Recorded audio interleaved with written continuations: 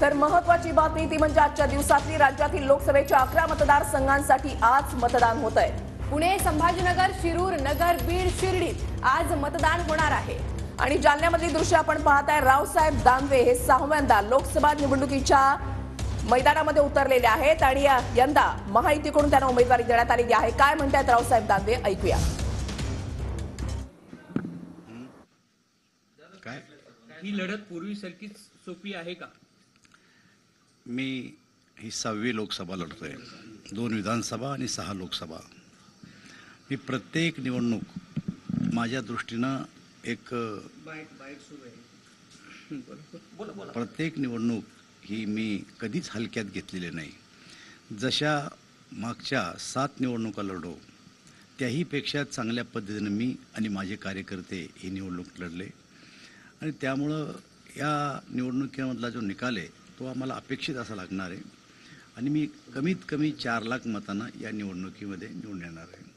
दादा, मागचा अनुभव बघितला तर आता कुठल्या मतदारांनी तुम्हाला प्रतिसाद दिला, कुठल्या मुद्द्यावरती? खरं एक मोदीजीचा सायलेंट वोटर, मी केलेले कामं आणि जनतेला असं वाटतं की या देशाचे प्रधानमंत्री नरेंद्र मोदी व्हावेत, हे सारे फॅक्टर जर एकत्र केले तर मला असं वाटतं की आम्ही महाराष्ट्रात 45 जागा जिंकू आणि देशामध्ये 400 जागा जिंकून त्यामध्ये जालना जिल्ह्याचा प्रतिनिधी नक्की जाणार, ही गोष्ट लक्षात। 35 वर्षाचा अनुभव आहे दादा, दरवेळेस तुम्ही एक फिगर सांगत असतात विजयाची। 4 लाख मतापेक्षा कमी मतांना मी यावेळेस जिंकणार नाही।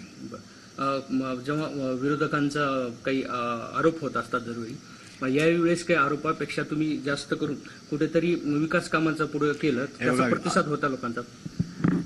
माझ्या विरोधकाजवळ सांगायला काही कामच नव्हतं। त्यांना मी अगोदरच सांगितलं की मी तुमच्यावर एकही आरोप करणार नाही, कारण त्यांना असं वाटतं की त्यांनी आरोप करावं, मी आरोप करावं, या गदारोळामध्ये निवडणूक संपून जावं। मी कुठल्याही प्रकारचा आरोप त्यांच्यावर केलेला नाही। माझ्याजवळ एवढी विकास कामं होती सांगायला की त्याच्यातच मला वेळ पुरत नव्हता आणि त्यामुळं मी विकासाच्या मुद्द्यावर ही निवडणूक लढलेली आहे। त्यामुळं विरोधकाचं काम आहे आरोप करणं आणि माझं काम आहे मी केलेलं काम सांगणं। विकासाच्या कामावरच मी ही निवडणूक लढली। दादा, यावेळेस शिवसेना सोबत नव्हती, त्याचा काही असं आहे, राज्यातच काय अन्य ठिकाणी सुद्धा हीच परिस्थिती होती, म्हणून नेते जरी गेले तरी जो काही हिंदुत्ववादी मतदार होता त्यानं काही भारतीय जनता पार्टीला सोडलेलं नाही आहे।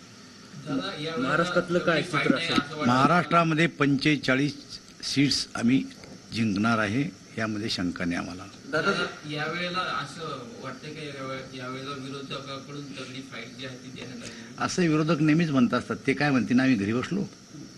त्यांच्या भाषणामध्ये हीच गोष्ट की आम्ही तगडी फाईट देतो, आम्ही सगळी एक झालो। याच्या अगोदर काही एक झाली नाही का सगळे विरोधक?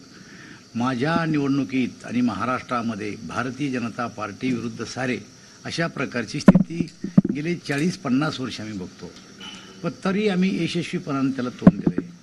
देशात सत्ता आणली, राज्यात सत्ता आणली आणि इथं 9 वेळेस भारतीय जनता पार्टीचा उमेदवार निवडून आला। ओके,